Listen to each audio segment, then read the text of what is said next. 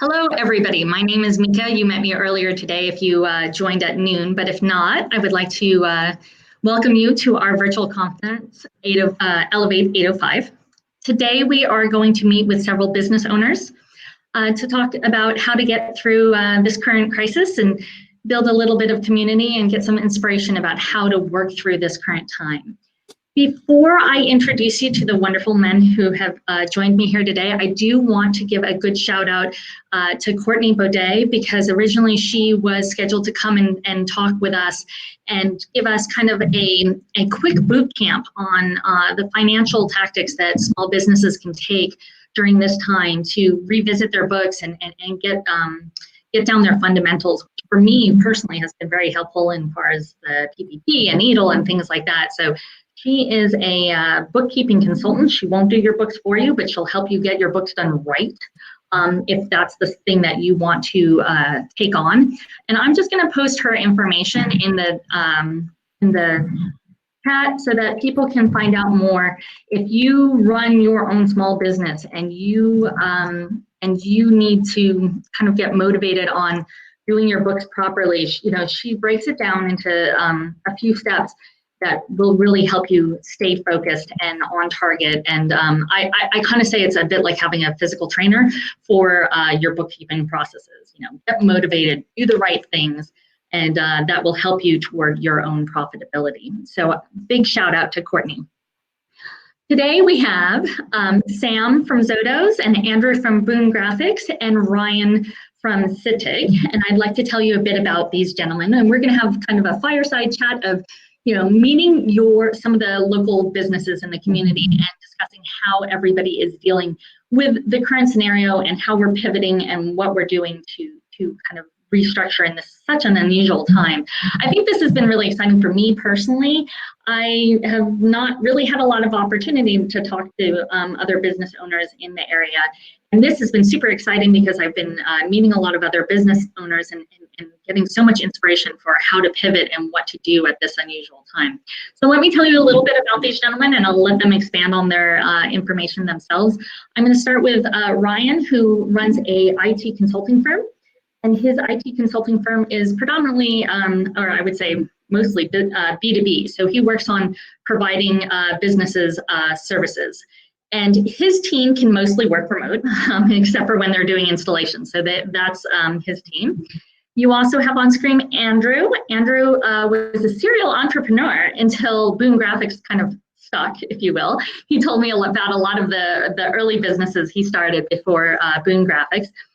Boom, I believe, is mostly B2B, but it can't really run remote. You can't run a big print shop entirely without somebody being there. So he has to have people on site. And then Sam, it sounds to me like you came from a venture capital world where all of a sudden this amazing local opportunity came up, and you are now running Zotos as of last year.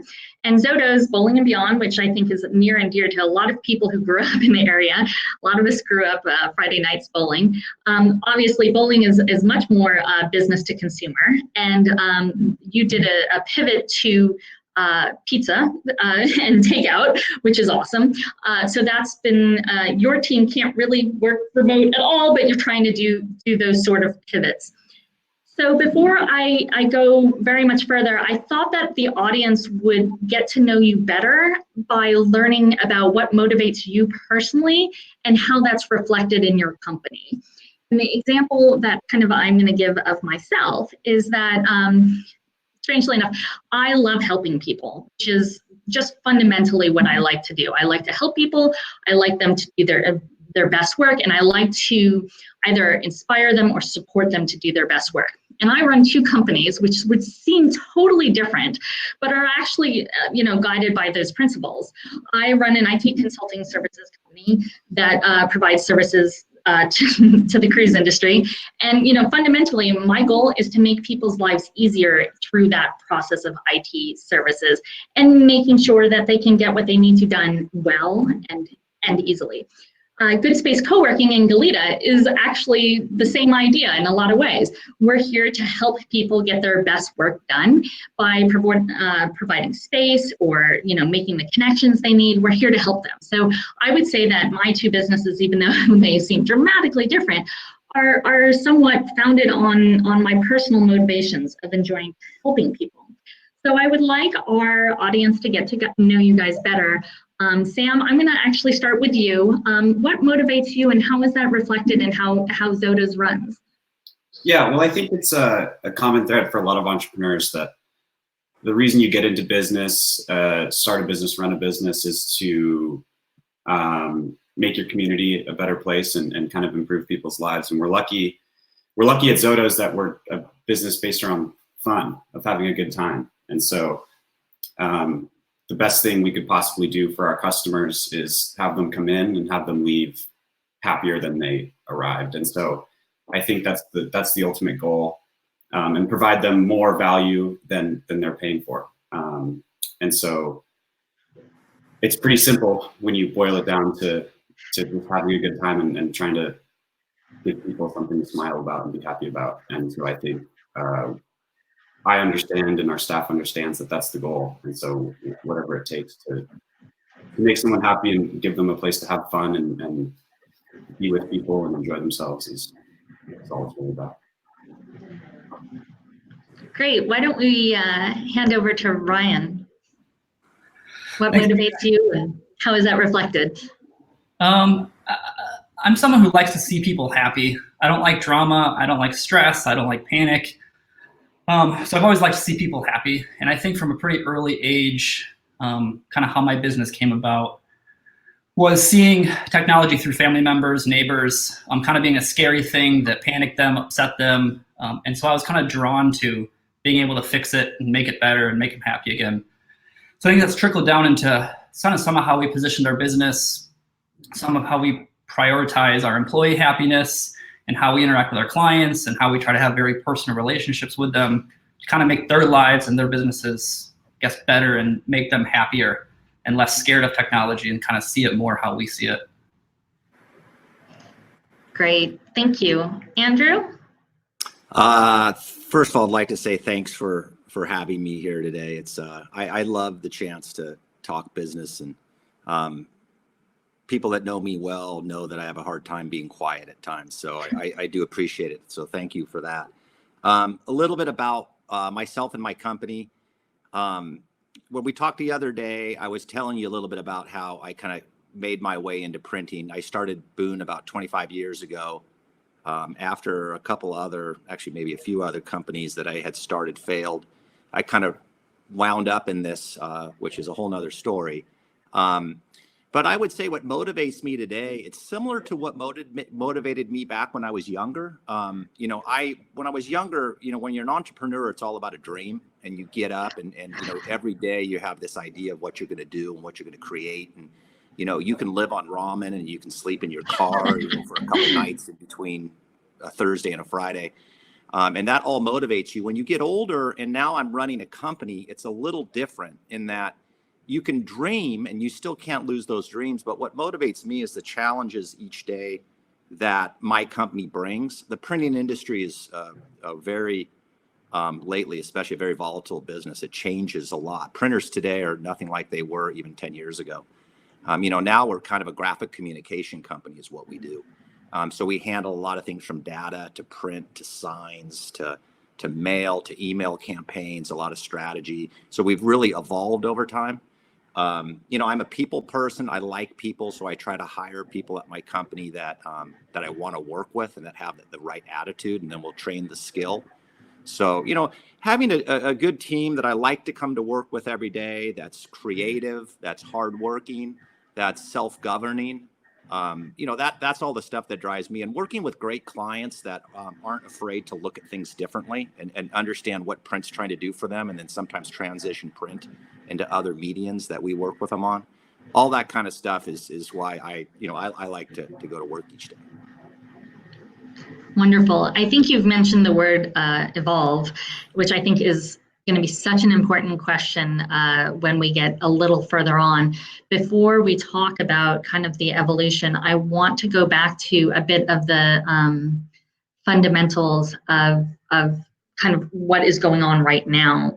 I'm going to again start with Sam. Sam, can you talk about some of the challenges your business is facing right now at this time? And I'm going to put in into the chat the links to each of your companies. Yeah, sure. So, I mean, for anybody who's just joined or missed it, my name is Sam Walters, and I'm the co-owner of Zoto's Bowling in Goleta.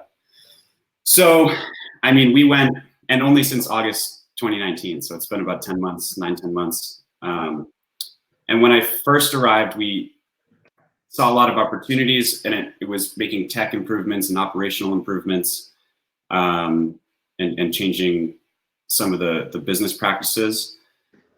And then all of a sudden, you know, in mid-March, the world changed completely, and we actually were shut down for a little while, completely non-operational. And we had to furlough most of our staff at that time, and we provided them with zero-interest loans and tried to help as much as we could. And then after a couple of weeks, we were strategizing and thinking about what we could do to engage with the community, and, you know, make a little bit of money and sell some stuff. But we decided early on, we made the intentional decision that it was not going to be about margins and profitability. It was going to be more about providing something good to the community that we can do safely. And so we opened up for takeout and delivery, and we are selling all sorts of other, you know, toys and games and stuff like that. But we're selling $5 large pizzas and an expensive draft beer, just because we were trying to project some goodwill and some happiness into the community, which is really the core of our business anyway, that we were talking about earlier. But it was difficult. We're not built for takeout, and we have, you know, 25,000 square feet that are essentially mostly useless at this point. So it's definitely been difficult, but I think we've really figured out, with new technology integrations and, you know, talking with our staff and with our customers, how to provide them a little bit of value right now. Great. I look forward to circling back onto the new things that you're doing to move forward. But before we do that, Ryan, what are your major challenges right now, given the situation? Thanks, Mika. I guess, you know, initially I feel very fortunate and blessed and grateful that, you know, I think, you know, our industry is probably a little more shielded than most, because we're mostly B2B, and, you know, there's sort of a layer before, you know, things hit us hard. But we're definitely impacted. I think it's probably just different than, you know, a lot of other small businesses may be. It's been kind of fluid since the beginning. You know, when this, you know, first hit, you know, I think it became very real for us. I think it was 2 months today. I think it was like March 17th when San Francisco did their stay at home, or their shelter in place. And, you know, we reacted pretty quickly and, you know, started preserving cash and all that side of things. You know, and kind of worked through that. A lot of extra work connecting with clients, you know, just kind of changing each day how we're responding to it. But probably our biggest impact is, you know, a lot of new projects paused. And so, you know, one big chunk of our revenue is labor revenue. So a lot of that slowed down. You know, we were shifting a lot to how to connect with clients that we usually see face to face. You know, a lot more video conferencing. And we were blessed to, you know, a lot of us had already worked from home quite a bit. We were pretty used to it. You know, one day to the next, we were all working from home with very little impact. And so we were, you know, kind of grateful for that. But it's a lot of helping our clients get to that same point, working through that. You know, besides, you know, being less busy and seeing less money come in, you know, a lot of the challenge is our people. You know, making our people feel taken care of, keeping our people feeling positive and happy. You know, they're at home and they, you know, may have a great marriage or a rocky marriage. They may have no kids or 3 kids. it's kind of the full spectrum. We have one employee who's a gamer, and nothing changed. He's at home at night gaming all day long. He's just stoked that he can stay at home and work from home. So it's kind of the full spectrum, but a lot of it's just been the people side, working harder to connect with our team, working harder to get together virtually more often, working harder to connect with our clients more often. As we kind of go through each day to day, on the back end, there's a lot of challenges on figuring out EIDL, PPP, everything that goes there. There's a lot of, business owner stress, which is kind of a shift from the stress before to just a new kind of stress. But I'd say probably the core challenge to us is, it's people, our employees and our clients, and keeping that personal connection alive. That's kind of makes us special. Andrew, how has the current situation affected your business? What's the major challenge right now? Yeah, it's really been a challenge. For me, it's a little different maybe than the other two gentlemen. And we have two segments of work that we deal with at Boone. We have about half our revenue comes from medical health, managed healthcare work, a little bit of medical device work. That type of work remained unchanged and actually increased maybe a little bit in some areas. And that part of the work is the work that kind of, for us, needs to keep happening. And then we have the other half of our business, or the other side of our business, which is commercial print for B2B businesses in town that we do a lot of different services for, from brochures and mailings and promotional stuff to signs and banners and POP work and all that kind of good stuff.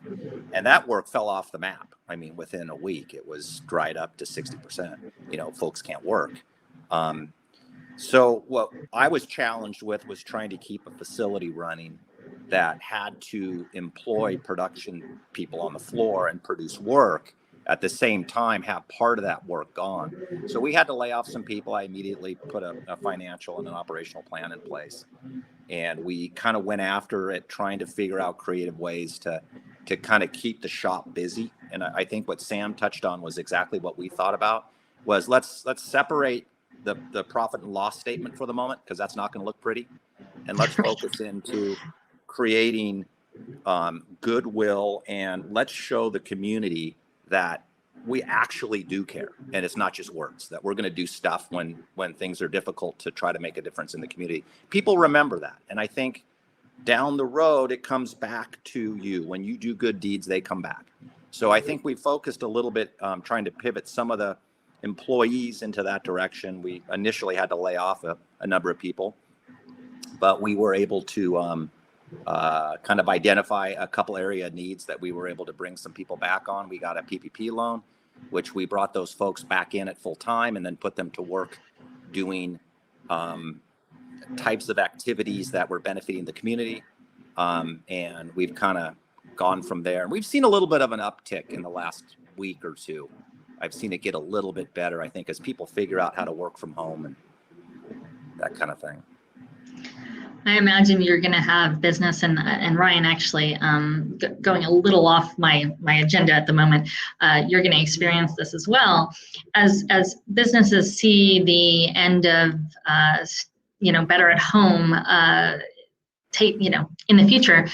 For example, I came to you. The reason why I know Andrew now is because I was like, okay, we're going to have to double down on the marketing, and really let people know we're here in a way that wasn't important in the last 2 months. So I imagine that each of us is kind of taking a look at kind of what we need to do in the next few months or not even the next few months, in the next week, in order to start moving toward the next steps.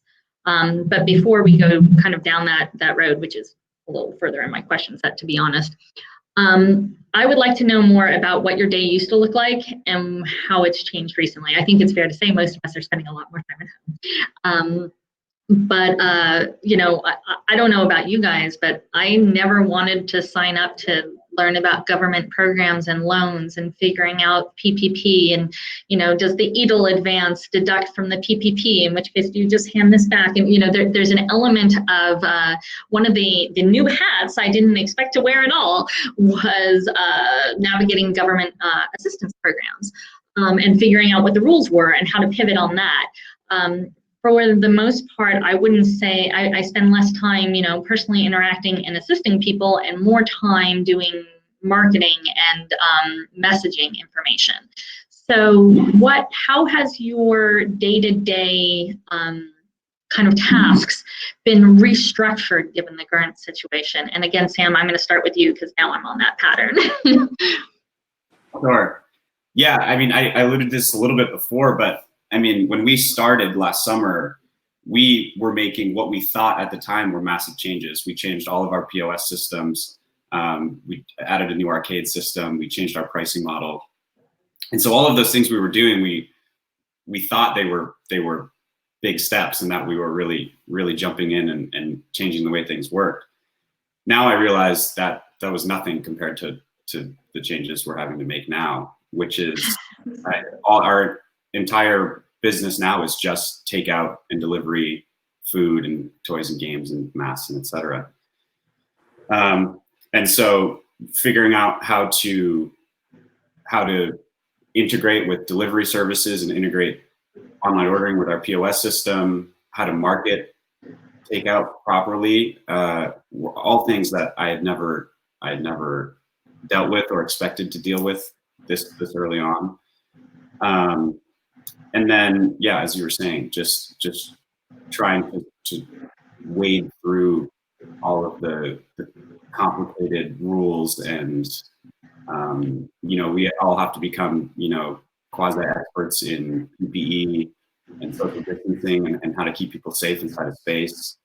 And so all of that stuff is stuff we weren't expecting to do, and we've had to switch gears and try to understand how we can run our business the best way possible without using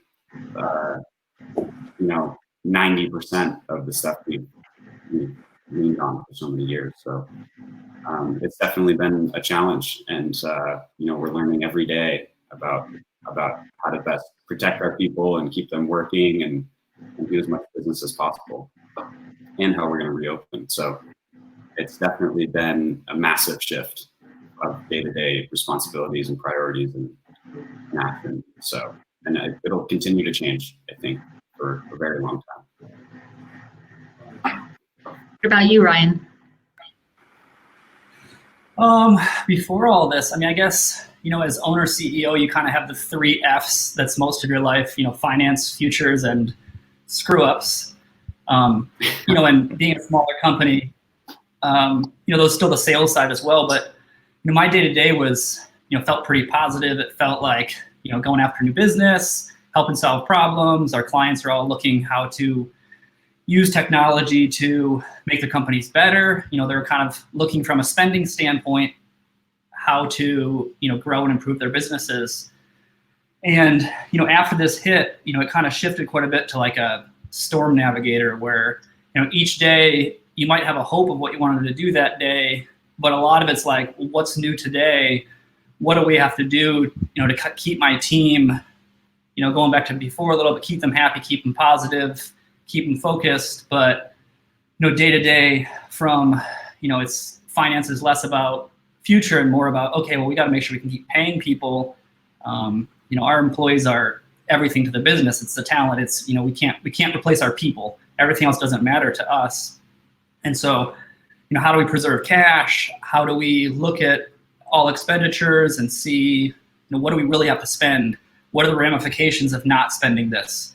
What can we, push back on just to preserve as much cash as possible? Because the longer we keep our people employed, the better chance we have of coming out the other side of this better than everybody else, because we still have a good team.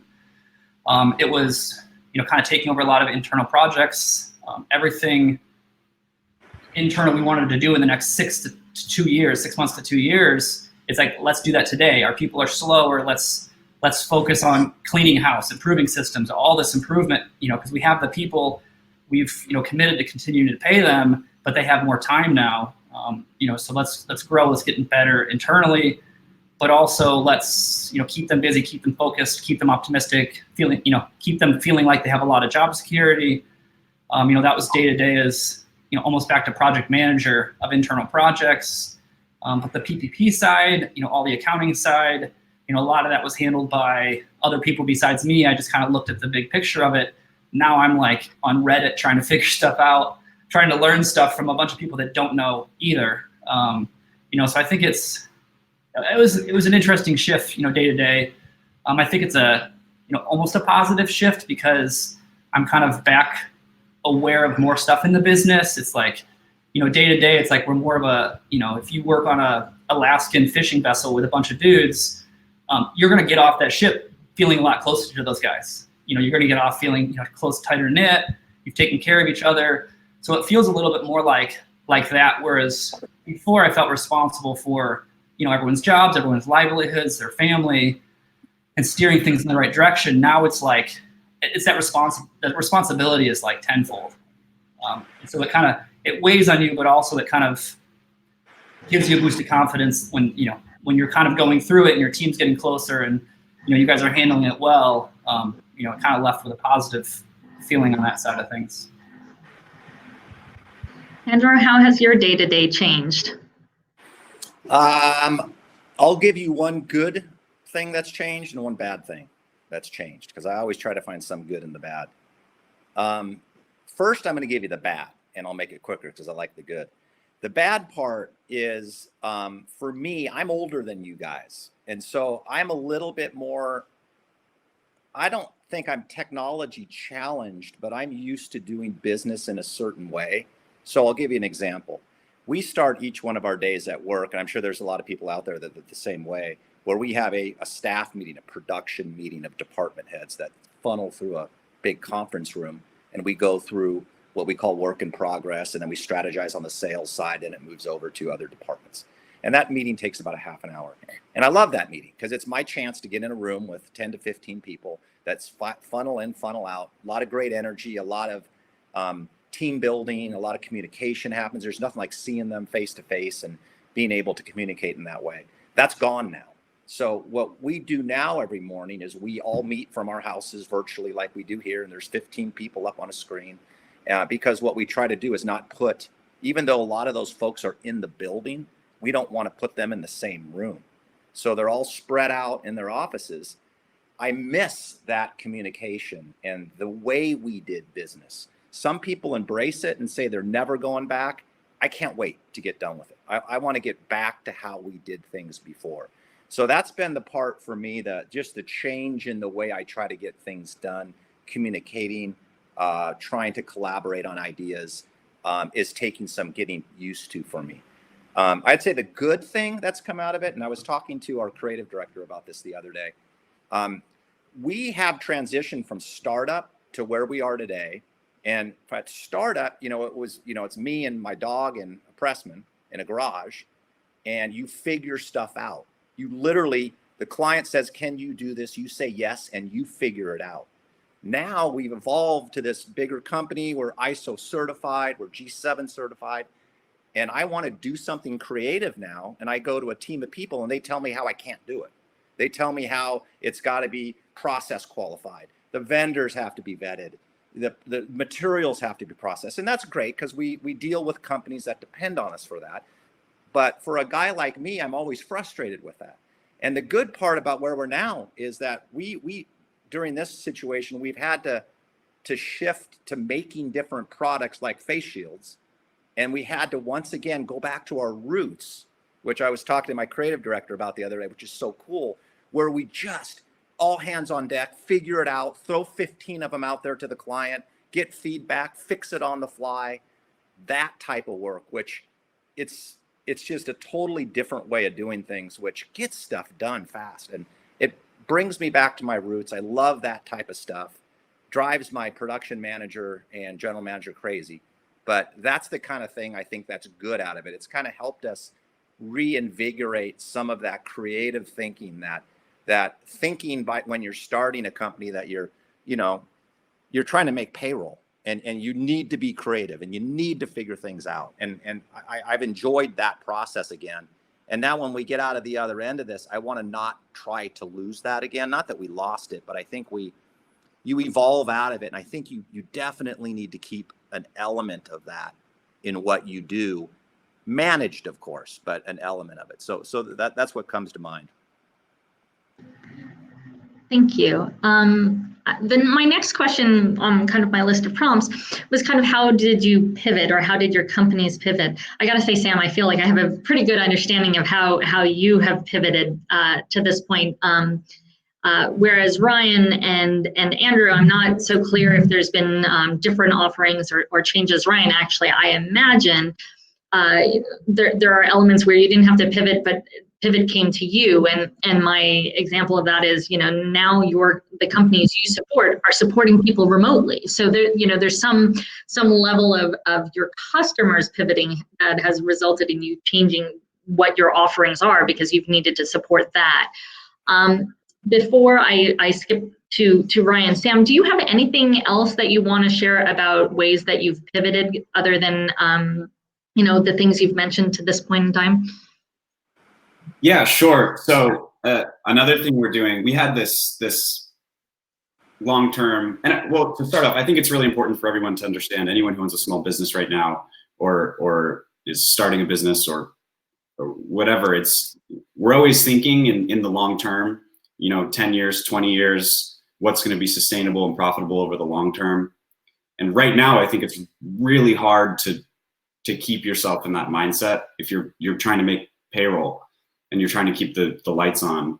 And it's really easy, I think, to lose sight of the long term. And so something we're trying to do right now is, as soon as this all happened, we had this long timeline of renovations and interior changes and additional attractions we wanted to add to the center.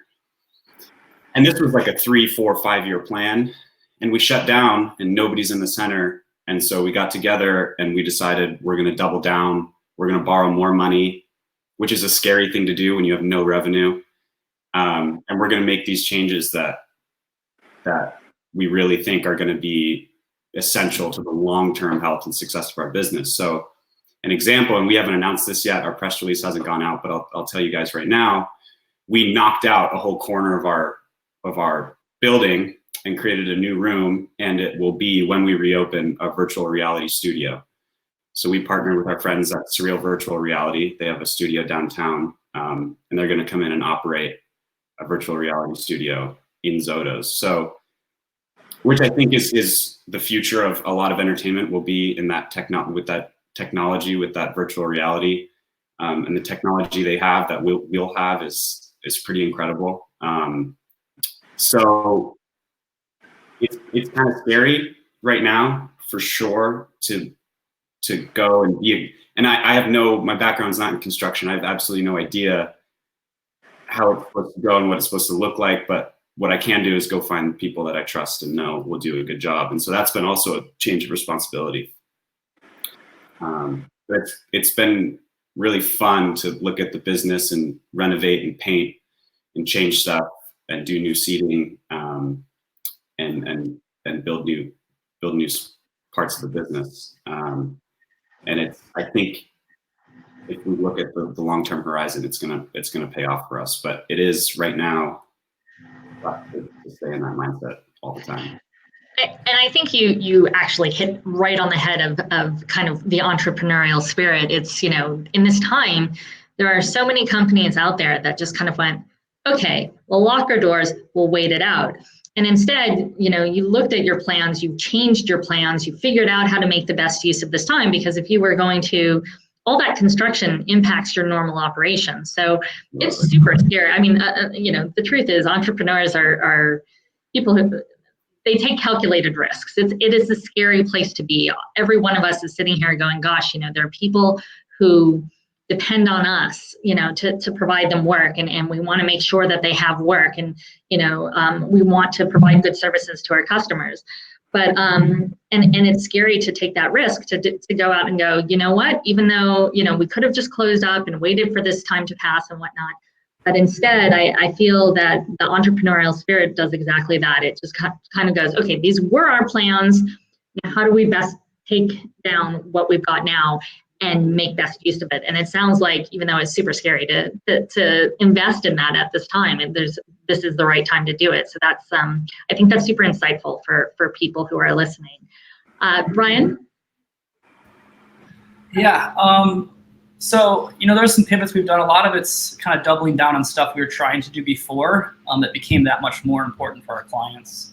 A lot of our clients had the capability to work remotely before. Obviously some didn't, but yeah, Mika, our needs shifted where, now it's like our clients, the bulk of them are working remotely. So we're, supporting their technology in random locations without the ability to easily go to that location. We've always been a very in-person company. We prefer seeing clients face to face. We prefer, going to them or them coming to us. We like to kind of have that personal Santa Barbara touch. And it's tricky to kind of support people when that's not an option. We have a lot of remote tools, so we're kind of used to it. But that's definitely a shift of something happens, something that's going on. There's a lot more variables technologically than there used to be, which is almost fun for us because we like a challenge. We like that. The other side of it that's kind of been a pivot is we've always kind of seen our responsibility to clients as an outsourced CIO or outsourced CTO, kind of top-down IT department, kind of making sure they're spending their money on technology, how it makes sense to help their business, help grow their business, help their employees, across the spectrum. And we've always pushed for like these, quarterly check-ins and this, a lot of strategy and a lot of vision. And some clients, were on board with that. Their businesses typically did better. Some clients kind of pushed back and they're like, let's just keep things going how they are. And everyone runs their businesses different ways and everyone's happy and, whatever growth mode they may or may not be in. But it's definitely been a big shift for us in having a lot more of those types of calls, really trying to insert ourselves in their business, put ourselves in their shoes to look, not only as what's necessary, but, depending on how your business is running, if you're running your business paycheck to paycheck, or, if you're, have a war chest built up, like it may or may not be a good time to take advantage of the stuff like what Sam's taking advantage of, where you have an empty office. We can make these changes and these improvements and these upgrades without impacting people. We were already talking about switching to some sort of, cloud solution for this. Now that everybody's working remotely, they're going to be much more accepting of this solution. So it's a lot of trying to help businesses take advantage if there's something they can take advantage of at this point. And there's been a lot more of that happening. Some of it is stuff that, we see in the landscape where we'll have vendors that are trying to, get their quarterly calls based on accrual where they can show that their company is not hit that hard. And so there's a lot of promotions out there of stuff that we sell to our clients that is way cheaper than it's ever been before. A lot of our vendors are offering, finance that you don't have to pay anything until like next year. And so it's a lot of that helping our clients know, hey, is this something that's worth taking advantage of with where you are financially? And so we're inserting ourselves a lot more in the, CTO, CIO role, but also almost overextending ourselves, trying to help them in other areas, like encouraging them to look at office remodels and stuff that's not really even technologically oriented. We're just kind of pivoting to try to see how much we can help them and help them get through this and help them stay positive, in kind of throughout the process. I think for us where there's been, positive changes, a little bit of pivots is I think, through this, I think we have better connections and better relationships with our clients. I think they going through tough times and seeing that we're there with them, it's building that relationship stronger, but it's harder to connect with them. We used to just walk into their office and say, what's up? And now we have to try to get them on a video call or coordinate getting, lunch sent to them at the same time we have it sent to us so we can have that bond of grabbing lunch with them like we used to. Everything just takes a little more effort, but I think the reward is that much greater for us. I think, we've seen internally people have had to work harder to track what they're doing in their time, what ticket they're working on, what client they're working for, because it used to be you'd walk around the office and even though our people could work remotely, you'd see how hard someone was working. You can kind of just tell. And now it's like you have no idea if they're just on Netflix or playing Minecraft or just totally checked out. And so we've seen people realizing they have to do a better job of tracking what they're doing. And so people are, being more attentive to timesheets. People are being more attentive to putting in proper notes. I think it's making our team recognize a lot of the stuff we were trying to do before really has value. Connecting with clients, tracking your stuff properly is all, worth doing. I think our shift to doing a lot of internal projects ourselves is making us stronger and more resilient and able to operate quicker and faster and better support our customers. I think, from the finance side, we're looking at spending. We're looking at how we send money out the door and how we pull money in the door. And I think it's making us, more financially responsible than maybe we were before. And I think that will continue afterwards, in a positive way. I think probably the last thing, that's shifting a little bit, and this is probably the most positive takeaway for us is, I don't know who says it or where I've heard it, but I've always heard a thing where like a manager should always disappear for 2 weeks a year. So the team can actually prove themselves. They can actually make decisions themselves. They don't have an easy lifeline that's just across the hall. And I think this has been that for pretty much everybody at the company, where they can Slack us, they can text us, they can call, WebEx, whatever, but there's like this extra barrier where people are making more decisions themselves. They're being more independent. They're like putting themselves in the shoes to really do what they know they should do. And now they have that latitude and the extra rope to kind of do that stuff. And that's super awesome to see. So we're stoked in that regard, but try to stay positive as much as we can, with all the changes we're having to do.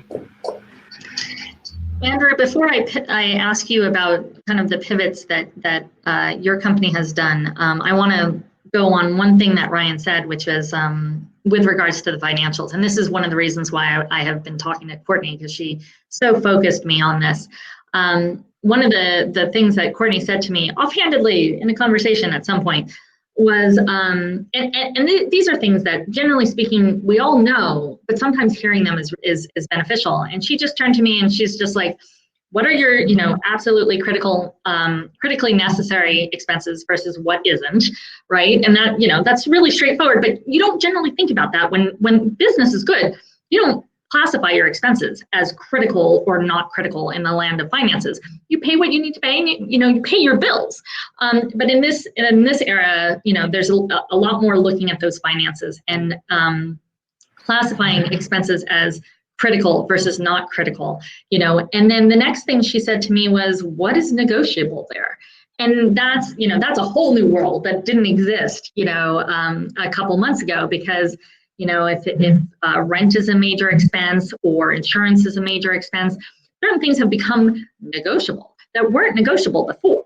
So, those are you alluded to finance, and those are those are aspects that have come up in my day-to-day of all of a sudden, one of the things that COVID has changed is to look at my finances and my expenses specifically as either critical or not critical, negotiable or not negotiable. And that has not been something that I've ever had to do before or think about before, but it's just one of those things that is now part of the pivot, is that financial planning.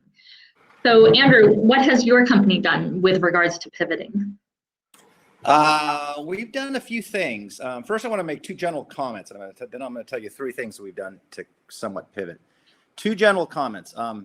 Listening to you guys talk kind of struck two things with me. Number one is it reminded me of a quote that I had read a little while back, and it was a quote that had, it was in relation to long-term strategic planning versus short-term adversity, which is really appropriate to what I think both of you touched on. And the quote was really simple, is if you're going through hell, by God, don't stop. So if you're going through hell with your strategic planning, the worst thing you can do is stop in hell. You don't want to stop. Keep going. So I think when it comes to strategic planning, there's a lot of fear that we have about the future. So the initial reaction to fear is to withdraw, to stop, stop doing all those things that were making you successful, and to pause on that planning, like you were talking about, Sam, of where you're going to go because of that fear. It takes a lot of guts, and it took a lot of guts to get into business in the first place for you two and a lot of people. And I think that that's the first thought that came through my mind, is that, don't stop if you're in hell. and strategic plan is extremely important. Stick with that long-term plan. The second thing that kind of came to mind was it really highlights, when I hear guys like you guys talk, the way an entrepreneur thinks versus someone who just has a job. I know a lot of people that own companies, and really what they've done is they've created a job for themselves. They work at that company, versus truly being an entrepreneur where you think strategically and you solve problems, and adversity's thrown at you every day, every week, and you don't quit. You sit back and you say, we're going to try something else. We're going to figure it out. And I think that's what business owners do. I think there's that first sense of just shock in the first few days, like, really, everything's closed? And then you start to think about, okay, you know, we're not going to sit here. We're going to figure it out. We're going to serve pizza. We're going to, you know, whatever it's going to be, you start to do that. So those are my two comments. Things that we've done, you know, the first thing that I did to kind of pivot is, you know, like I said, I sat down and I'm a big guy on budgets and that. So I refigured my budget for a 3-month budget. I call it my COVID budget. And so I really look at that, and I try to figure out what is necessary and what isn't necessary on spending. And the thing that I've struggled with is that everybody's interpretation of what's necessary and isn't necessary can vary. So many people feel marketing is not necessary. I completely disagree. I would spend more on marketing on these times, not less. People will get rid of so support that. You don't want to do that. Yeah. That's the double worst thing down. you can do. Now's the time. So that's the interpretation of that. Some people may think they're doing that when in actuality they're killing themselves. So what we did, the 3 things we specifically did is we were approached. I wanted to keep my staff busy. We wanted to try to provide a service and not only provide something to keep folks busy, put a little bit of revenue in the company, but also to kind of go off of that theme of, you know, now is the time to build your bank of goodwill so that when you come out of this and you see those folks again in December and January at a soccer game or whatnot, they know that you were there for their service or business or whatever as was in good times and bad. So when business returns to regular, that type of stuff will come back in spades for a company. So we went and we turned to creating some face shields for some PPE products for the healthcare folks we deal with. And we put out a couple thousand face shields that we donated. These are the plexiglass shields that we just fabricated on our die cutters. And we put those out in a hurry. We then, I kind of ran out of, you know, those things cost money for me to produce. So I set an allotment of how much I could put out, and then I ran out of money. And they still needed more. So we had a really good client of ours, the folks at Sencal Health, step up and completely underwrite 3,000 more face shields. So we're in the process of putting those out there now. So we turned to face shields. The second thing we did is we ventured a little bit into the B2C market, business to consumer. We're business to business. We set up a website and we started to offer graduation signs for parents for their graduates, because I have a graduating senior and those poor guys don't get a whole lot in their graduating year. Today was supposed to be my senior's prom night, was tonight, which is a bummer. He goes to Bishop. So Bishop did a great thing, by the way. They came by and dropped off a gift for him with a little bottle of sparkling apple juice, and, you know, in recognition of prom night. So we started to produce grad signs, and we've done with an automated online, fill in your name. It's variable, like $20 a yard sign. And, you know, we've sold a few thousand of those just by doing that. So it's just another way we just try to pivot and try to see a need and then try to create a service for that need that might be somewhat related to what we do today. And then the third thing we did is kind of what you guys had talked about too, is that we decided to remodel and to do some projects on our facility that we had been putting off. You know, so we fixed we jackhammered up part of the production floor because we've had a sewage problem with the main line running through there forever. And now we actually had a little bit of space to get that done. We're replacing all the lighting in the facility, the LED lights. We're in the process of doing that. You know, some paint. You just try to take advantage of the downtime to do some of those things that you wouldn't normally do. So that's kind of some of the stuff that we've done to keep the staff working and keep things moving forward. I'm interested to know how you guys feel you will run differently in a year than you would have had this not happened. And I don't mean just the traditional things, maybe the general hygiene elements. I mean more as a business. One of the things that my IT services company has done is it kind of shifted and is now offering free services to some of our clients who are very hard hit.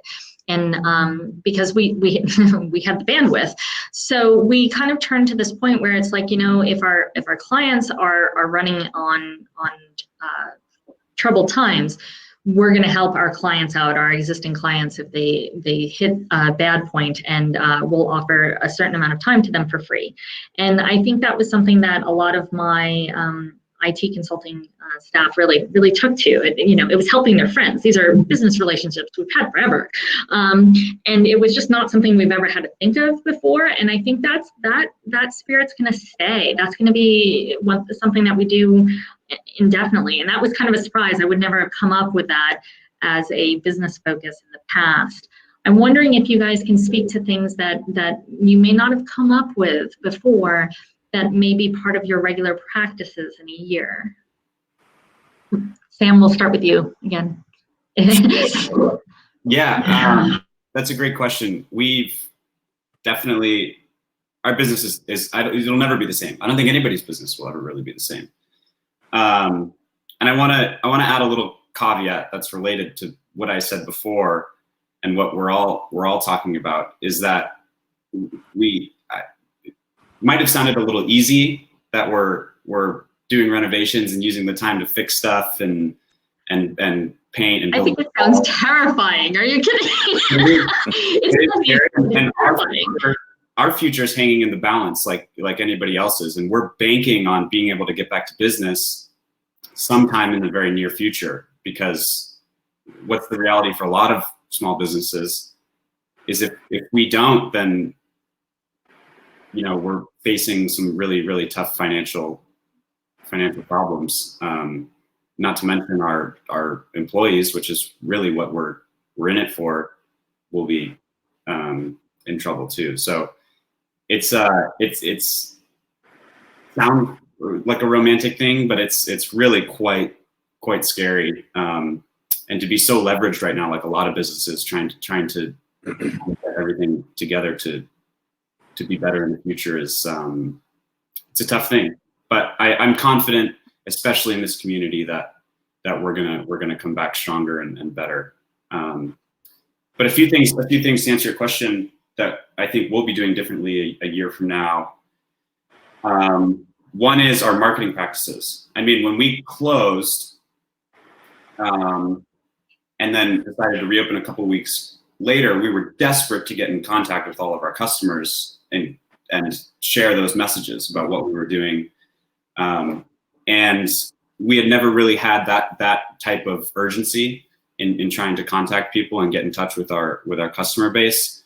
With being such an established business for so long, you get comfortable and take for granted the fact that people know who you are and know to come to you and use your business. And so I think our email marketing, our social media presence, we've taken a much harder look at that, and I think we'll continue to try to improve those aspects of our business that we weren't investing in as much before. And I also think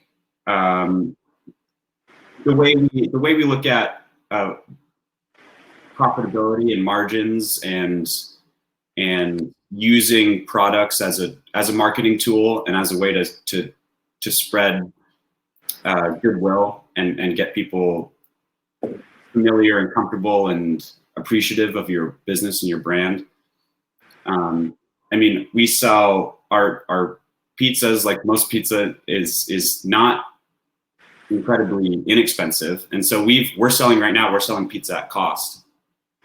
Our large pizza, we're selling it for $5, which is, I mean, if you're including labor and overhead, it's less. We're taking a hit on it, but the response has been great, and people are appreciative of that gesture, and I think stuff like that we'll continue to do well into the future, and it doesn't, if you're looking at the P&L, it doesn't necessarily make sense, but I think in the grand scheme of things and staying connected to the community and keeping people familiar and appreciative is invaluable. So if it were a line item, I think it would be a bigger one, and that's something we've realized. I think for me personally, I said doubling down on marketing, but it's definitely one of another thing that has come up to me personally is making sure you have exactly what you said, have that connection to the customers and have the ability to contact them, and it's not just marketing so much as one of the things that I really want to do is like, how can I help? Tell me how I can help. So having that open dialogue in a time when you can't actually interact with your, face-to-face in the way that you used to be able to, has definitely made those what has traditionally been marketing channels, which I almost want to call more communication channels. Keeping that communication open with your clientele is definitely a practice that has pivoted in this, because it has eliminated a lot of the way we used to communicate with people, communicate with our customer base specifically. So yeah, I think that's exactly right. But I mean, I've been doubling down on my marketing, but really opening up that avenue of communication has been so important, and it is a practice I think so many businesses will carry into the future, of knowing how to keep that communication open even when it's not physically on site the way it has been traditionally. Ryan, do you have what's going to change for you? What business practices have come up due to COVID that are probably going to be instilled in your organization in a year? I think I'll probably second Sam's marketing. I think we benefit from a lot of clients doing referrals from us, and everything just kind of would trickle towards us by taking care of people. And so it kind of came to a head where when I was at the point where I felt like we should get an email out to our clients about how we're handling this and what we're doing, the drop of emails you got from 100 different people all in that same week or two period, we felt like we should put one out. And it was when I was doing that I realized, I'm like, we should probably have better organized lists to reach people that we've done work with for the last 2 years or 3 years or 5 years. And we just didn't have that. And so it was a lot of building up some of the marketing practices, which we haven't relied on or utilized, that I think will continue getting worked on and kept up to date and getting utilized more for marketing and newsletters and just more constant outreach to clients. So I think that'll be probably a huge one. I think this has been kind of a reality check in what matters, as a business. Some of the value of goodwill, client has a question on a bill or something like that, just, airing, really, really prioritizing the relationship. And what really matters at the end of the day, it's hard to acquire a customer in our industry. So at the end of the day, if you keep someone happy, you take care of them, they're going to stay loyal. I think we're going to probably have like a pre-COVID clients and post-COVID clients, and probably pre-COVID employees and post-COVID employees. And I think there'll be a much tighter knit clients that we've gone through this with, but also employees. I think the employees will kind of have a lot more loyalty, a lot more camaraderie, working together, which might almost turn into a challenge when you bring someone new into that and how they, adapt and become part of it. I think we'll probably get better at, preparing for the unknown, keeping more cash at hand, valuing access to cash. A lot of times if we have a big expenditure, we also have a big invoice going out. And so we know money's coming in the door at the same time money's going out the door. But I think preparing for this type of thing in how we run our business, whether it's credit lines or just keeping cash on hand, we'll definitely do more of that. I think the practice of categorizing expenditures, whether it's necessary or unnecessary, and what the ramifications are of not having it or paying it slower, will continue on. But also I think we'll pay more attention to local. Some of how we've prioritized sending money out the door is it a local company or not? If it's some company, no offense, Bay Area, but if it's some company up in the Bay Area where if they shut us off for not paying a bill and it doesn't have the impact on our business, we're more likely to support our local community, support where our clients are, support what trickles down to our clients. So that's been a factor for us, and I think will continue to be a factor as we go forwards. Obviously our intention is to pay everybody at some point, but paying slower certainly helps build up more access to cash now. And I think at least for me, I think we'll all have more appreciation. We've already seen how antsy our clients are to get back into their office. We've seen how antsy they are to see us. Our employees are all antsy to see each other. So I think there'll be kind of a long-term effect of people just with a little more appreciation for seeing each other. As much as we're blessed to have a business that can do a lot of stuff remotely, I think people will really appreciate being able to come into an office and have water cooler talks and see each other and get out of their house, which I think will continue on for a long time. We're going to have a session later on, just because you mentioned this and I want to reference it. Basically, the session later today is kind of the future of remote work and how people remote work. But one of the things I've done, because I've remote worked forever, I think I started remote working probably in 2008, is I always instituted what I call a touch base or coffee check or water cooler. But basically, at some point, I realized that by not physically having what I would call collisions in the office, where you just happenstance walk by somebody and start chatting, I was losing information about the companies that I was working with and supporting. And so what I started doing was instituting what I would say is like, hey, let's meet up by the water cooler. And I would just meet with people to talk to them with zero agenda, which is, as a project manager, the worst thing that I could possibly imagine. I was scheduling meetings with no agenda. And it was just like what's the value of that? Truth is, 10 o'clock, you grab your coffee, I'll grab my coffee. Let's just chat for 10 minutes. And the reason why I bring this up is because I think that people who aren't accustomed to remote working, they've lost this value. We miss people. I mean, I love seeing you guys on my screen, but we miss people.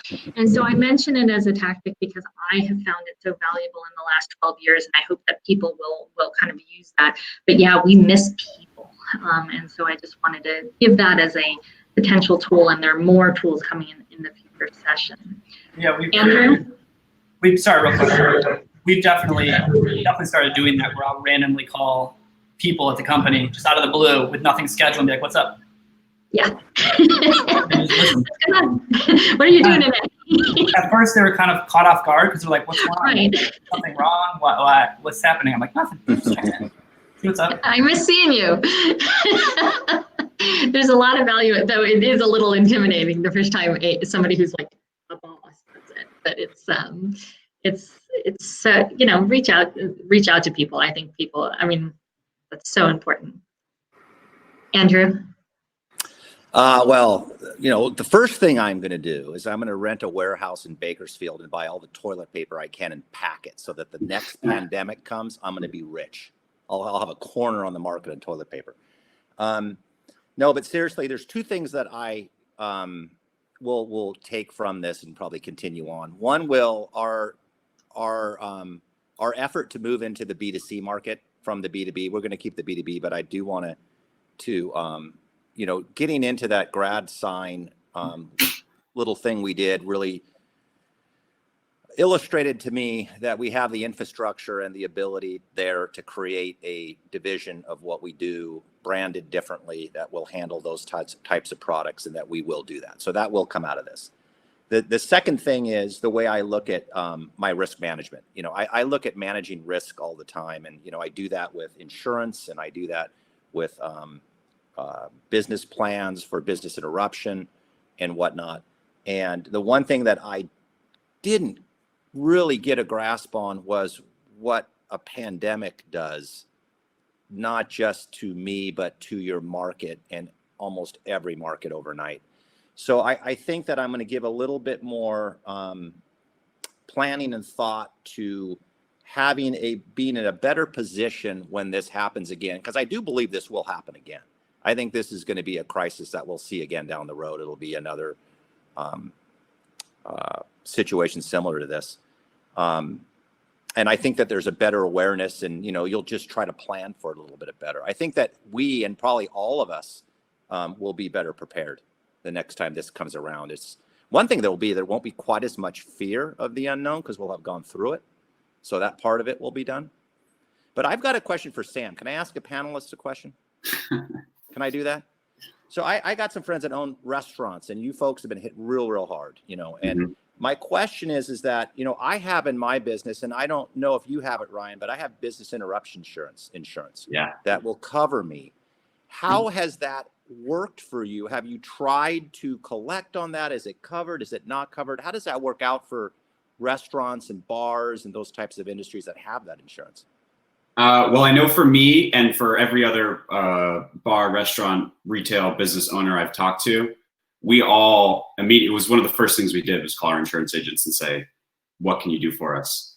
For me and everyone I've talked to, we've all had the same result, which is there's a virus exclusion in all of our liability insurance policies. It's crazy. There's a virus exclusion in our business interruption insurance. Something that when I took out the policy and read, I never thought twice about a virus exclusion. It's not something I've ever dealt with in my lifetime, and it turned out to be quite a disappointment. So do you think that's going to be a big change? Do you think that'll be a big change out of this, that now your industry will carry that kind of insurance? Absolutely. I know that I think it'll be included in many more policies, but what that's going to do is increase premiums. I don't know how much, but significantly. Yeah. Is it available? I'm sure it's available. I'm sure it's available. It will be soon. The question is the price. And I do get fire insurance. I don't know what company is going to put themselves out there like that. I think it's just going to end up being a matter of price. I think it's going to end up, and I think it's an interesting question. I wonder if it'll wind up being similar to earthquake insurance, right? A lot of us have homes. Earthquake insurance is separate. Big deductibles, right? And that was exclusions. Right. The government, mandated the availability of earthquake insurance, and it's pricey. It seems to me a natural evolution of the insurance market that this is going to be something that comes out of it. It'll be interesting to know what that price tag is going to be. Yeah, absolutely. I'm skeptical. It takes our country to try to bail people out, and they can just print money. I don't know what company or underwriter who's going to back that insurance company, something that could be that impactful to their customer base, no matter where they're on. I mean, I hope it exists. You'll have huge deductibles. Yeah. You'll have. And they'll exclude all kinds of things. So it'll be basically catastrophe insurance. That'll cover, But it's definitely an area. I've heard a similar story, Sam, from people that kind of, touched on that subject, that it's just, it was a situation we're going through right now that nobody really foresaw this particular thing. And I guess we probably should have, because it's been broadcast by a number of people for a while, but somehow the insurance companies knew what was going to happen, though. Yeah. They had the exclusion there. They're smarter than the rest of us. They did. Sam, there's a question in the question chat, and then I think Cameron also posted it to the dialogue on the side about what you guys are going to do when you reopen as a physical location that's open. What are you going to do to limit the spread at Zotos? Yeah, Such a heavy question. It's a good question, and something we've spent a lot of time discussing and planning for, and I think we've got a really comprehensive and good plan going forward. Specifically in reference to the bar, I don't think we won't have people sitting and drinking at the bar for a while. I think we will have tables that are distance will probably be at 25, somewhere around 25% capacity with our seating, to provide plenty of distance in between people who are eating and drinking and don't have masks on.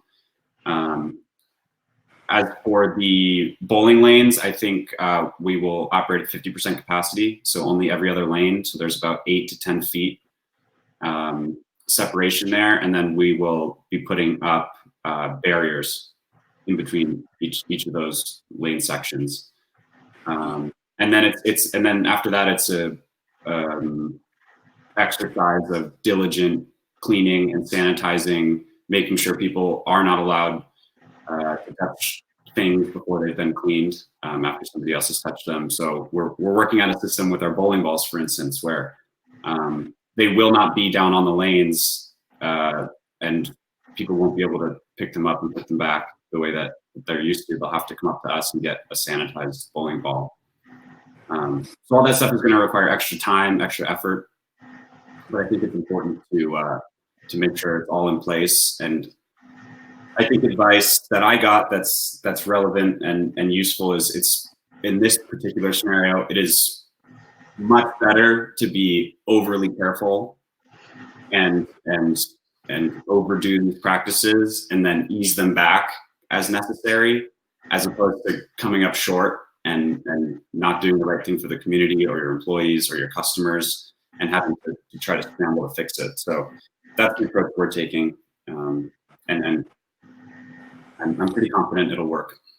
So I got a question for you, Sam. With that being the case, and I know the margins in restaurants are tight.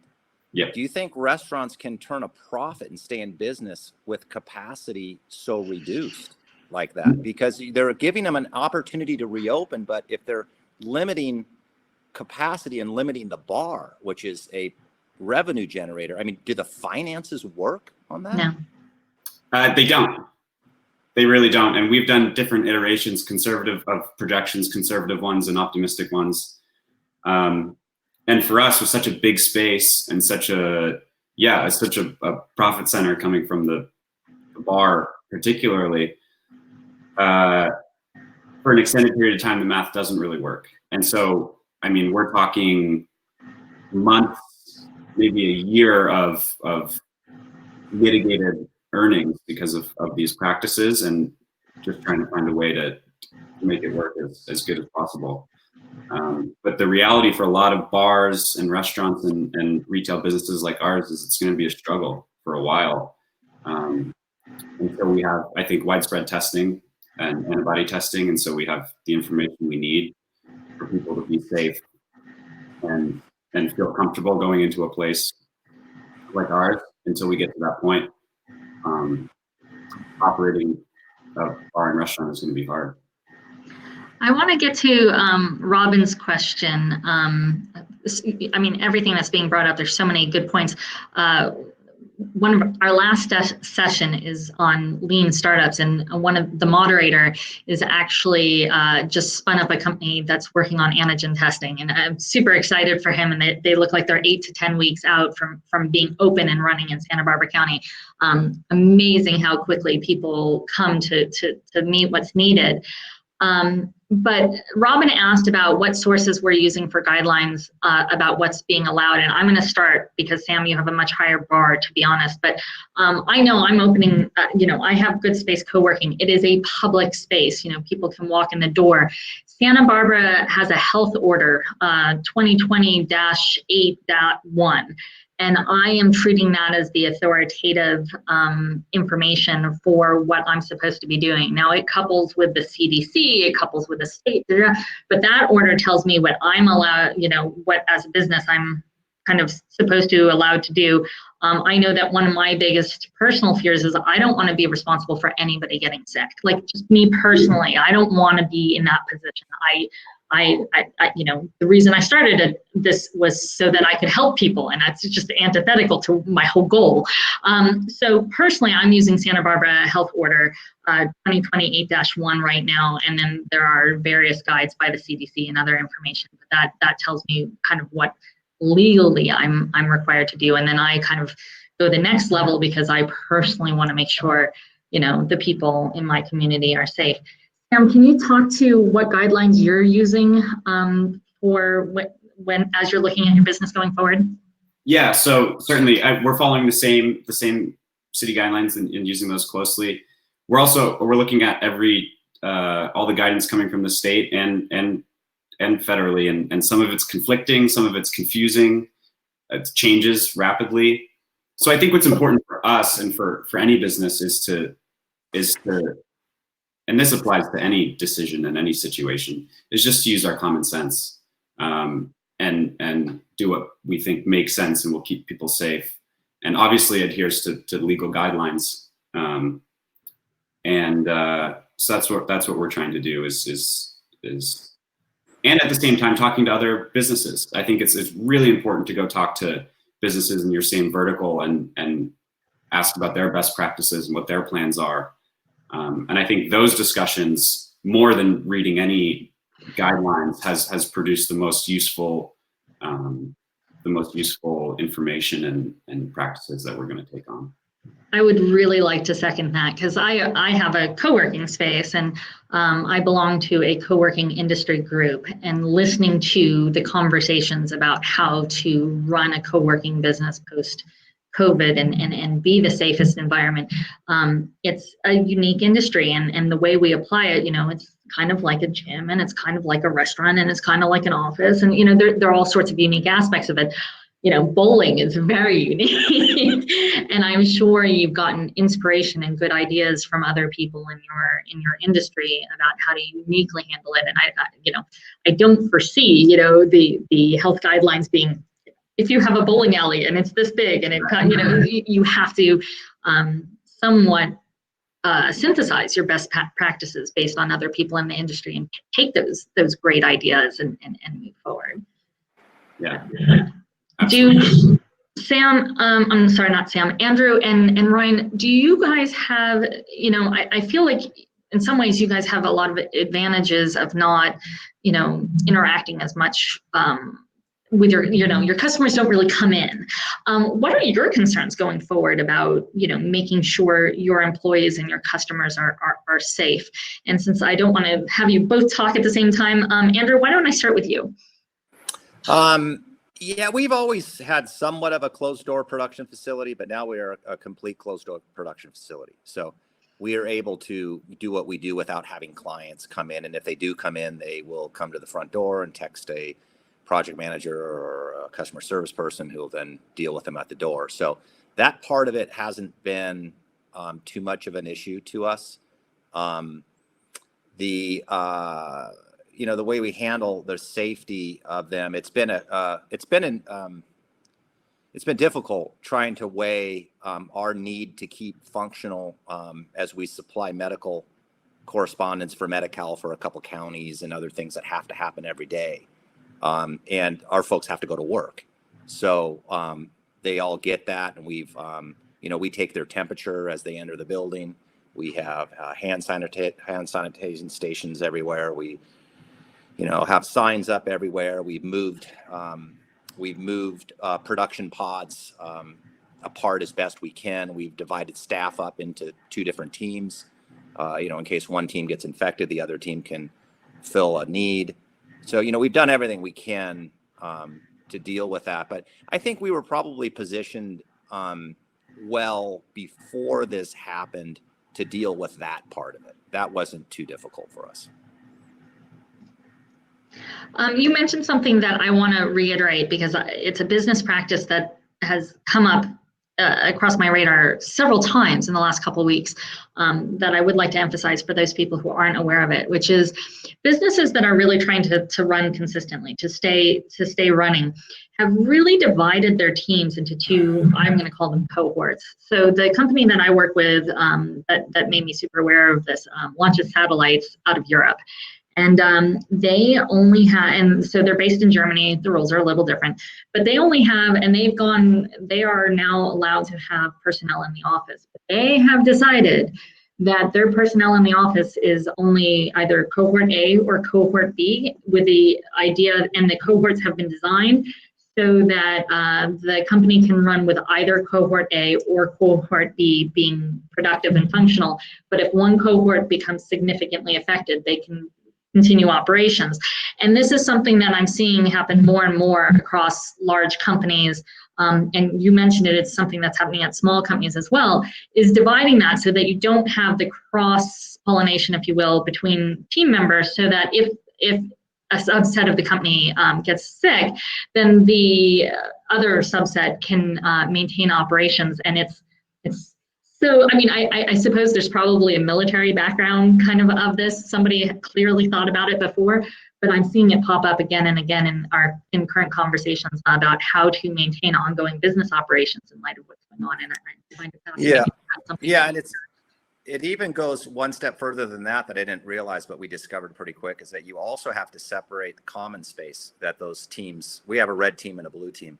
And Right. we used to have one big conference room or one big break room. Yeah. And now we have to split that. You have to split bathrooms. You can't have Right. teams sharing bathrooms, because the idea is if one worker gets sick, you need to be able to identify where that worker was that day and, what they're doing. So it's just thinking of things a little bit differently and, trying to get the staff to buy into that, because you got 40 people, 35, 40 or plus people, you're going to have that handful that, that don't follow those rules so well that you've got to kind of be on. Right. The team that I'm working with in Germany, they literally, only one team, because they don't have kind of the same production facilities you do.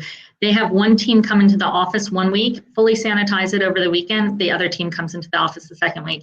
And one team's always at home, one team's at the office, and they sanitize in between. That's what I thought, it's a different environment. But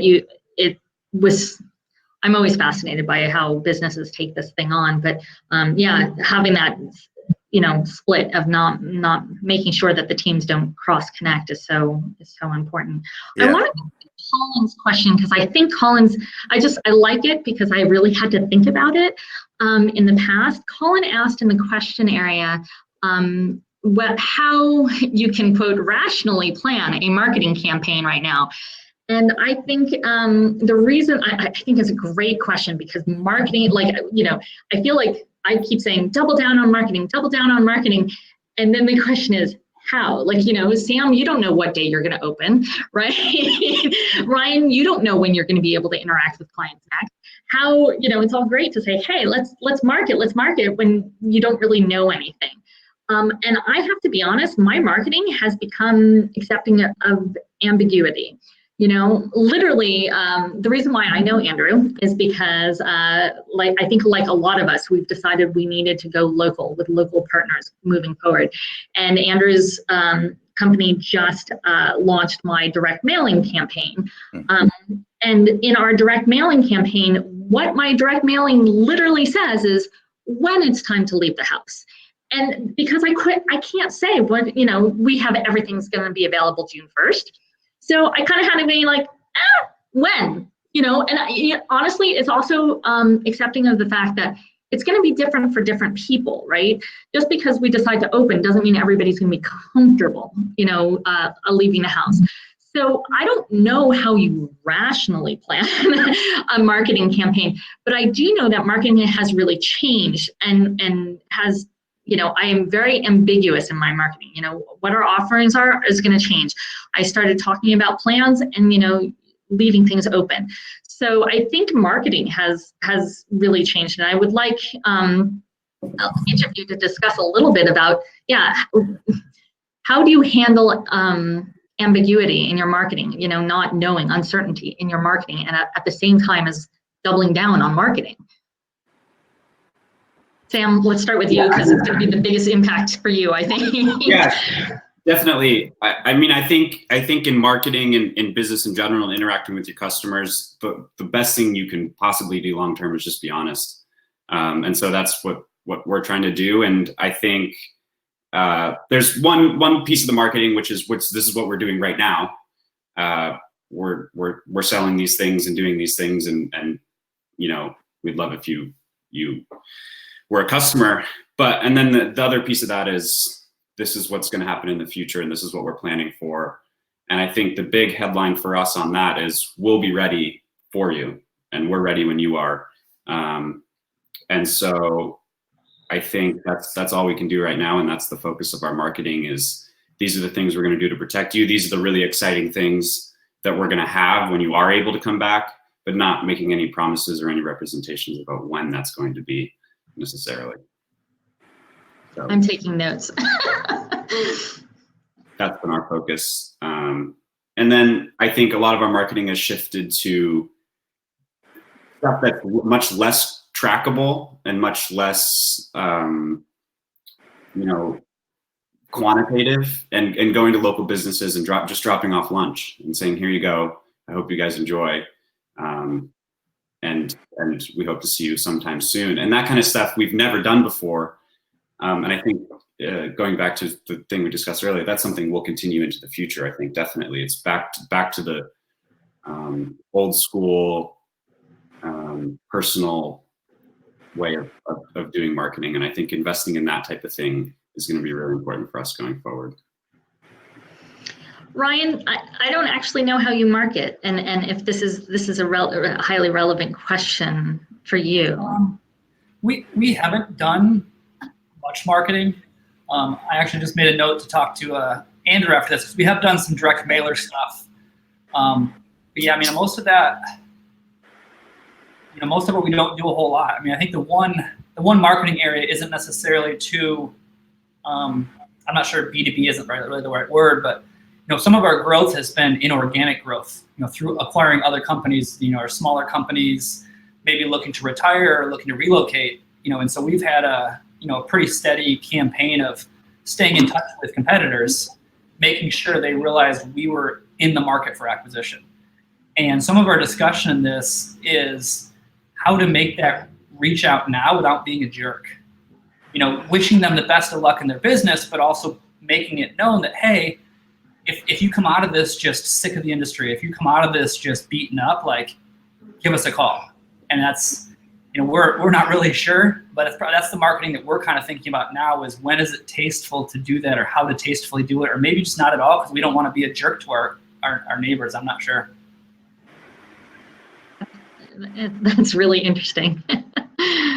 Andrew, what about you? How have you traditionally marketed, and what does marketing look like for you now?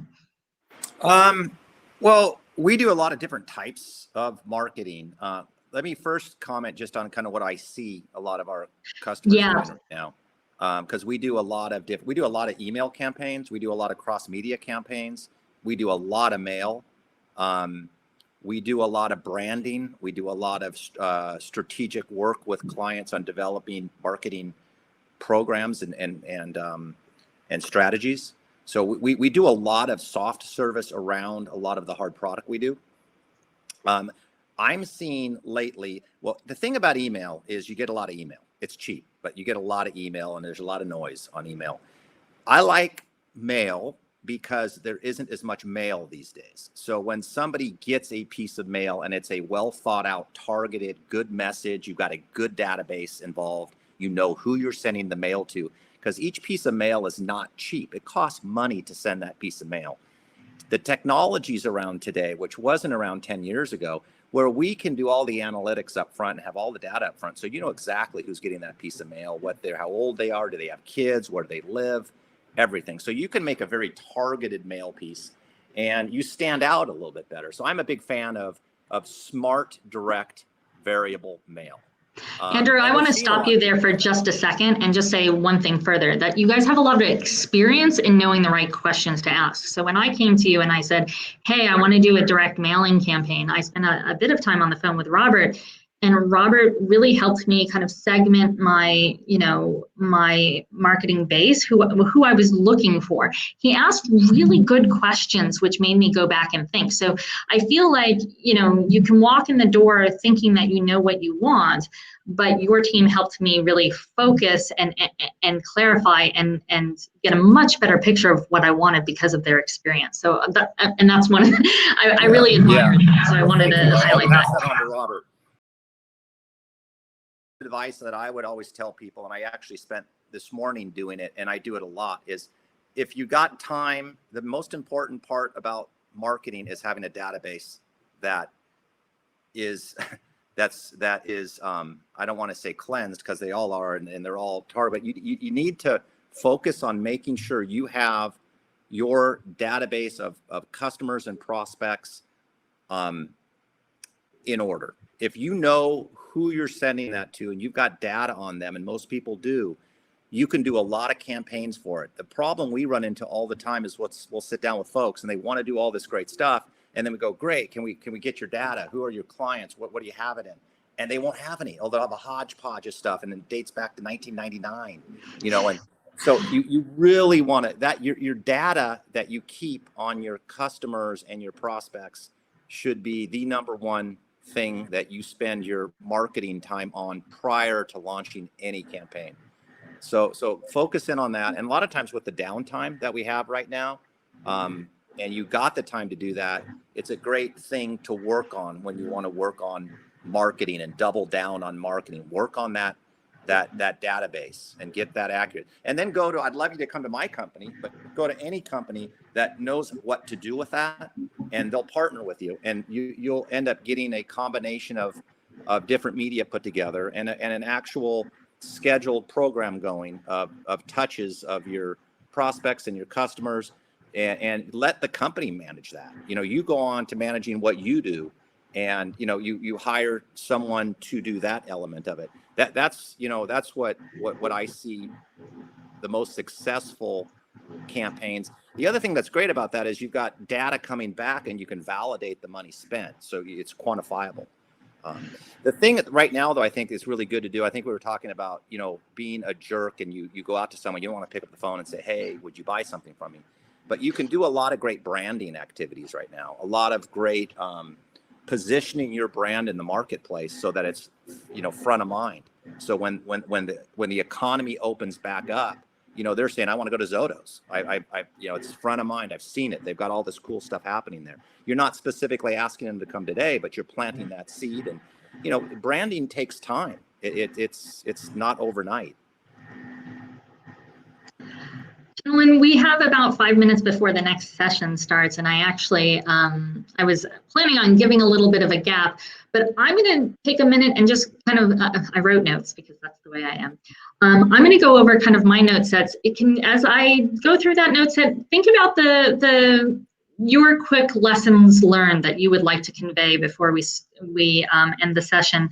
I think everybody would like, the nice summary statement of what your lessons learned are about running a small business and getting to recovery. The notes that I took during today's session was, take the time to go back. Most of us have had plans of what we were going, and, be okay with tossing that plan to the window and figuring out the best use of your time now, given the current situation. So it's like that plan, it's a great refocusing time. Take a moment, step back, figure out what the best use of now is. Double down on your communication and marketing channels. Know how to get a hold of your customer base and how to talk to them. I think a lot about honesty in marketing, and the fact that Colin in his question brought up the how do you market. It's about being honest, about explaining how we're planning, and about letting people know that we're going to be there when the time is right. I think everybody's walking away with a bit more focus of cash on hand and how to handle, financial crisis. That financial crisis like this is going to happen again. Maybe not virus, maybe virus. We don't know. But I think that a lot of companies will say that they are going to focus more on how to handle cash on hand. And somewhat coupled with that is the importance of the local community and the local relationships. You'll hear a lot of businesses say that, okay, now I'm going to go and have a relationship with a business banker, which they didn't have before, and hurt them for the PPP or whatever it was. I think that there's a big focus on supporting the local community and reaching out to the local community and focusing on doing business with the local community. So I think, that somehow I went from better cash on hand to focusing on the local community. But I think the reason why I transitioned that way was because when Ryan was talking, it's like, yeah, you somewhat emphasize your neighbors more. It's important to have those relationships. I had mentioned the importance of kind of taking a look in hard times between the expenses that are necessary and the expenses that aren't necessary, and what is negotiable. I think, a lot of restaurants and businesses are going to start looking at what's negotiable, especially in terms of commercial real estate. And that all goes back to cash on hand. I think risk management is something that a lot of companies really dismissed beforehand, and it's a totally different world now. How do we manage risk? What are the risks that we so don't know about? My one-liner, I have to say, which I think is hilarious, but my one-liner is whenever anybody asks me, why I wasn't prepared for this, I always say, oh, in my business plan, right after the Spanish Inquisition and right before the locusts was the pandemic, right? Because it was so unexpected. I think that everybody has a new eye toward risk management because, this was such a surprise. And yet it shouldn't have been such a surprise in some way or shape or other. I mean, a lot of us probably should have had an earthquake plan and things like that. We need to be, we've had a bit of a glory days. We need to go back to risk management. So those are some of the notes that I took as kind of lessons that we've all learned and what we're doing to navigate through this. Sam, I'm going to hand it over to you. Your quick summary statements of lessons learned, right now. Yeah, I think lessons learned, one, that's crazy, unexpected things will happen, but there's always a way forward. And I think, not to get too optimistic, but I mean, there's going to be a lot of opportunity as a result of this. And, a lot of millionaires will be minted because of what's going on right now. And so it's just a matter of getting creative and accepting the circumstances you have and just trying to figure out the best way to move forward. But I think we were struck by it. A lot of people were. In the beginning, we threw our hands up and we were like, what are we going to do? Yeah. But when you really dive in and look at it and the stress and the anxiety wears off a little bit, there's always a way forward and there's always a way to take advantage and end up better than you started. So I think that's the takeaway from this whole thing. Awesome. Ryan, do you have kind of your lessons learned? Yeah, a little bit. I think valuing people, that face time with people, not passing someone by who's a coworker, passing a client by, and not taking the time to kind of take them in. I think now, we see that the next day you may never see that person again. Well, for 3 months or 4 months. I think just slowing down and taking people in and appreciating the in-person. Definitely huge on, I think, local. We always try to do a little more local, but as a business, I think you slide into a lot of areas without realizing what's local, what's not. We bank with Chase, and class action lawsuit or not, it certainly didn't help us get the PPP compared to a local bank. And when it came to reaching out to them for support and help, our business banker tried to help us, but she had 10,000 customers and wasn't local to Santa Barbara and wasn't someone we could, call up, wasn't someone we knew. So I think that's, huge local. Our marketing stuff, we don't do a ton, but it's some random Vista something or other online that pulls a list from some other random something online. And, there's no resource there, and I think working with, not to plug Andrew, but definitely one of my next phone calls is going to be his company to get our database in order, figure out what we're doing on marketing. I think that's going to be a big takeaway. And I think the last thing that we never, we're fortunate and I'm blessed and I'm appreciative that, we're less impacted than most. Ryan, forgive me for cutting you short, but the next panel is really ready to go. And I do want to give Andrew 1 minute to give us his lessons learned. I'm so sorry. Andrew, 1 minute, and then I'm going to switch us over to the next panel. I'm going to make it 30 seconds. So I'm going to give you 3 of them. Have a plan, make a plan. If you don't have a business plan, create one, because at least it gives you some security. You might have to change it, but don't start a business without a business plan. Number 2 is never stop being an entrepreneur. Challenging times are going to come. Always think creatively. Always remember why you started the business and figure it out. Number 3, buy local, like Ryan's saying. That's when it comes back to you. In crises like this, local companies keep the money local. That's it. Yes. Thank you. Thank you, everybody. We're going on to the future of work and Professor, I'm sorry if I say her name wrong, Sino. So you're all going to be transitioned into that panel now. Thanks, Vika. Thanks, guys. Take care. Thank you. Thanks, guys.